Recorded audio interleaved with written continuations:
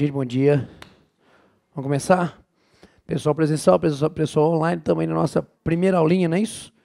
Para a gente poder estar trabalhando com vocês aí alguns exercícios, processo civil, conhecimentos específicos, essa parte de processo civil, onde a gente acredita que venham algumas questões, não é isso?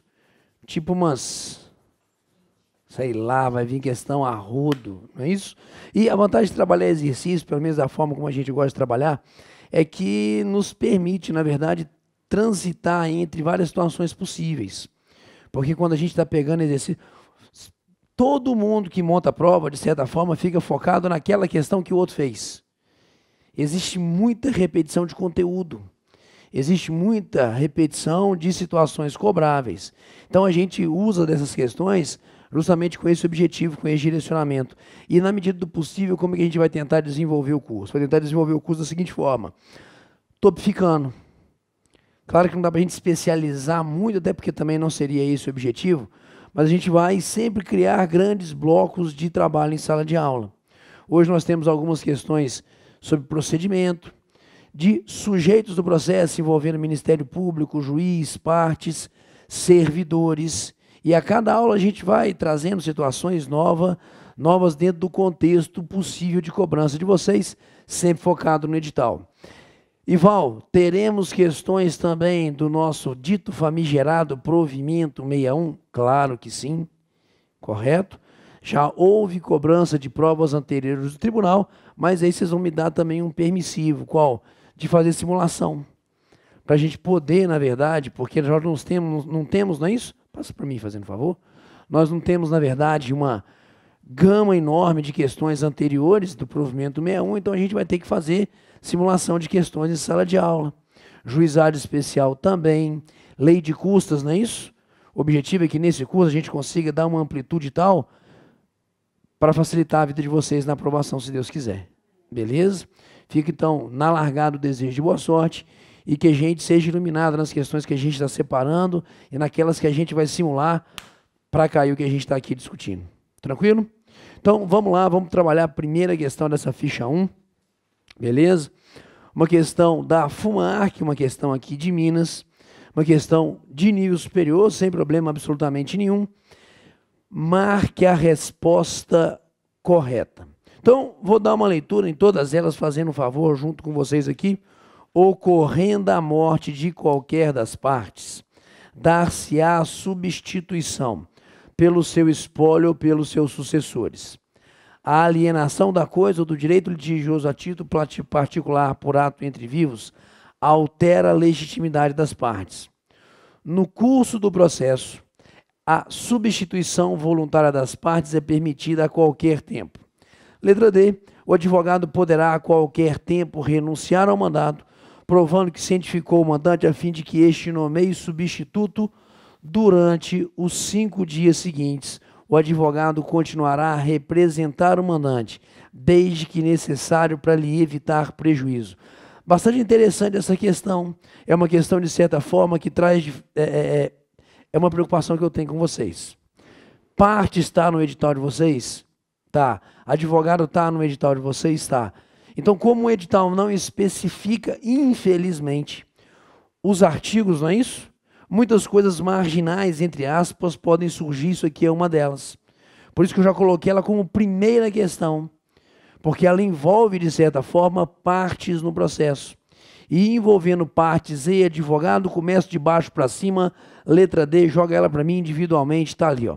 O advogado poderá, a qualquer tempo, renunciar ao mandato, provando que cientificou o mandante a fim de que este nomeie substituto. Durante os 5 dias seguintes, o advogado continuará a representar o mandante, desde que lhe necessário seja, claro, para evitar prejuízos. Senhores, por favor, você está ligado até o final da sua vida ao seu advogado? Não, nem ele é você, ok? Até porque o exercício da advocacia é um exercício de confiança. E a partir do momento em que essa quebra de confiança não se justificaria mais. Razão pela qual, observa, por favor, 2 artigos da lei, 44, 45 do Código de Processo Civil. A parte que revogar o mandato outorgado ao seu advogado, no mesmo ato constituirá outro que assuma o patrocínio da causa. E o 45 me fala que o advogado poderá a qualquer tempo renunciar ao mandato, provando que cientificou o mandante a fim de que este nomeie substituto. Durante os 10 dias seguintes, o advogado continuará a representar o mandante, desde que necessário para evitar, consequentemente, prejuízo. Deixa eu só laminar isso aqui um pouquinho melhor, porque geralmente vem marcado de outra aula, eu não fiz isso antes de começar com vocês. Pronto, senhores, durante os 10 dias seguintes.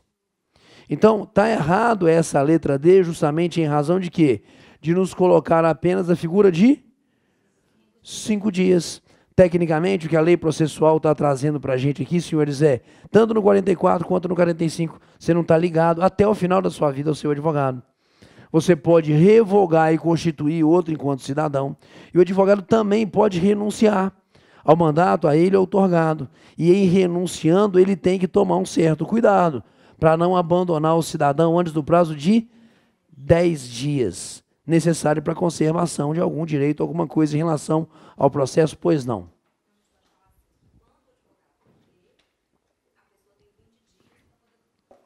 Podemos.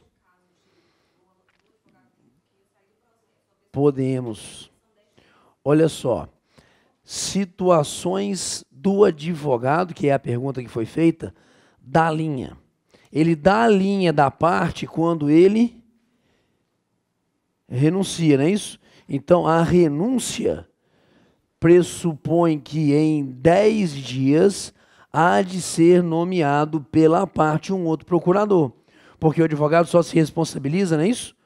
Por esse prazo de 10 dias. Mas pode ser aí não necessariamente uma situação de dar linha, até não é isso? Pode ocorrer o quê? A morte do advogado. Senhores, por favor, a morte do advogado suspende o processo? Suspende. Artigo 265 do Código de Processo Civil, não é isso? 265, item 1. Por favor, a renúncia suspende o processo? Não. Então, como a gente gosta de aproveitar as questões ao máximo e trazer a debate situações sempre corriqueiras e possíveis na prova de vocês, a gente aproveita ao máximo. A renúncia não suspende. O que suspende é a morte. E suspendendo o processo, qual é o prazo que a parte tem para constituir um novo advogado? 20 dias, conforme parágrafo 1º desse artigo 265. Então, na renúncia, há que se constituir advogado no prazo de 10 dias, correto? Na morte, a gente tem 20 dias, conforme parágrafo 1º, não, perdão. Parágrafo 2º do artigo 265, indo de cabeça, acabei errando esse parágrafo aqui. Beleza? A renúncia não suspende. A morte suspende. Então, letra D não pode ser do gabarito, é assertiva falsa. Vamos à letra C, por favor. No curso do processo, a substituição voluntária das partes é permitida a qualquer tempo. A substituição voluntária das partes é permitida a qualquer tempo. Vamos dar um pulinho na lei. Está tudo pertinho aqui, ó. Senhores, está aqui, ó. Só é permitida no curso do processo a substituição voluntária das partes nos casos expressos em lei. Então, a lei tem que criar o permissivo, não é isso? Para que uma parte saia e outra assuma a posição dela. Não é só querer a qualquer momento, não, tem que ser uma coisa justificável, uma coisa fundamentada, uma coisa permitida pela lei. Artigo 41, logo, letra C também está falsa. Pois não. No curso do processo, substituição voluntária das partes é permitida a qualquer tempo. Vamos lá. Só é permitida a substituição voluntária das partes nos casos expressos em lei. E não está dizendo a lei que seria permitida a qualquer tempo. Esse aqui é o problema da leitura. Sim, mas não a qualquer tempo. Entendeu? Então, Porque uma coisa, olha só, uma coisa é a substituição obrigatória. Exemplo, cidadão morreu, vai ser substituído? Porque a morte não dá extinção do processo, não é isso? A morte, sempre lembrando disso, da parte também é motivo de suspensão, beleza. Logo, uma coisa é a substituição forçada em razão de causa morte, outra coisa é a voluntária. Não, entendeu? Não, dependendo do caso, em razão de causa morte, pode ser a qualquer tempo. A voluntária não, a voluntária pressupõe acertamento de vontades. Então aí, por isso que essa letra C estaria errada dentro do contexto da questão aqui. Legal. Letra B. A alienação da coisa ou do direito litigioso a título particular por ato entre vivos altera a legitimidade. Ou a questão aqui é a seguinte, senhores, olha só. Muitas vezes, autor e réu estão brigando sobre determinada coisa, não é isso? Acreditando o autor que a coisa que está na posse do réu é dele. Logo, o pedido é esse. Senhores, se eu estou discutindo, autor e réu, a propriedade desse bem, estando esse bem na posse do réu, a mera discussão judicial sobre essa coisa não impede a alienação, não impede a transferência. Senhores futuros oficiais de justiça, o seu ato de penhora impede a alienação? Não. A penhora do bem não impede que o bem seja vendido. Só que se for vendido, geraria aquilo que a gente chama de fraude, não é isso? Mas ele não impede a alienação. A alienação é válida, sem problema absolutamente nenhum. Então, se eu tenho uma discussão sobre a coisa, citação válida, está litigiosa, não está? Ok. Mas isso não impede, por exemplo, que o réu aliene para terceiro. E talvez nem podemos colocar aqui uma situação fraudulenta, o terceiro tem ciência. Oh, não, quer comprar? Quero. Assume-se o risco, não é isso, do negócio, sem problema absolutamente nenhum. Então, a pergunta que a assertiva B me lança é o seguinte: a partir do momento em que o réu aliena essa coisa para esse terceiro vira parte automaticamente? Não. Vamos dar um pulinho no artigo 42, por favor. Olha lá. A alienação da coisa ou do direito litigioso a título particular por ato entre vivos não altera a legitimidade. Então, observa, o processo continua, apesar da coisa hoje está com quem? Com o terceiro, o processo continua entre autor e réu. E a coisa está com o terceiro. Aí, mas peraí. E se o juiz julgar procedente o pedido do autor, reconhecendo que o direito dessa coisa não é do réu, mas sim do autor, como é que faz? Simples. Olha o parágrafo 3º desse artigo 42. A sentença proferida entre as partes originárias estende os seus efeitos ao adquirente ou ao cessionário. Lá na execução, você vai pegar o patrimônio de quem? Desse terceiro, para entregar para o réu tranquilamente. Pode até esse terceiro virar réu, se o autor concordar. Joga de novo o 42, por favor. Observa ali, ó. O adquirente ou o cessionário não poderá ingressar em juízo substituindo o alienante ou cedente sem que o consinta a parte contrária. Vira ato bilateral de vontade. Perfeito? Mas não altera a legitimidade, ficando essas partes originárias e estendendo a sentença os seus efeitos até esse terceiro. Logo, fomos à letra B. A alienação da coisa do direito particular por ato entre vivos altera a legitimidade, falso, letra A. Ocorrendo a morte de qualquer das partes, dar-se-á substituição pelo seu espólio ou pelos seus sucessores. Senhores, está aqui, ó. 43, olha a importância dele, por favor, e a interligação.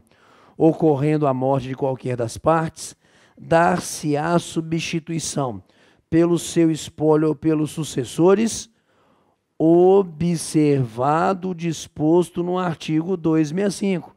O que o artigo 265 determina? suspensão do processo. Então, recapitulando e relembrando isso aqui, a morte não é motivo de extinção, não é isso? A morte é motivo de suspensão. E em havendo morte da parte, será ela substituída pelo espólio, herdeiro ou sucessores, continuando. Aí nós não temos um ato voluntário, nós temos em razão da causa-morte dessa modificação. Gabaritamos a primeira, senhores? Vamos para a segunda questão, então. Vamos lá. Aproveitando que é de manhã cedinho. 2. Assinale a alternativa. Assinale a afirmativa incorreta, uma prova da FUMARC também, correto. De certa forma, até um pouco próxima da forma como pode vir a cobrança do senhor. A gente tende a separar essas questões. Letra A. Quando a lei considerar obrigatória a intervenção do Ministério Público, o juiz promover-lhe-á a intimação, sob pena de anulação do processo. Ô, gente, o que está errado nessa letra A? Não, Ival, tem nada errado, não. O que está errado nessa letra A? Armadilhazinha deliciosa de trabalhar. É a parte, não é o juiz. Correto? Olha só o que ela está dizendo, julgou para mim. Quando a lei considerar obrigatória a intervenção do Ministério Público, o juiz promover-lhe-á a intimação.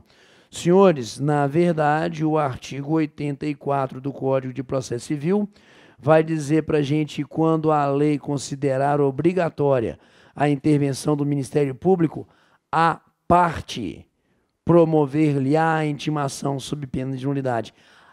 É a prova de vocês. As mudanças de expressões, as mudanças de detalhinhos na lei que acabam gerando toda a situação de gabaritagem. E lembrando, o Ministério Público sempre será intimado pessoalmente, falso ou verdadeiro?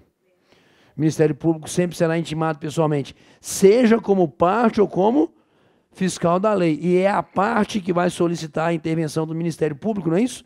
Promovendo-lhe, consequentemente, a intimação. O promover é disponibilizar os meios para que, em sendo intimado, possa agora estar intervindo no processo nas situações que a lei assim o determina. Logo, já gabaritamos a largada, porque a gente está buscando a incorreta, julgou para mim, letra A, pois não. Sim.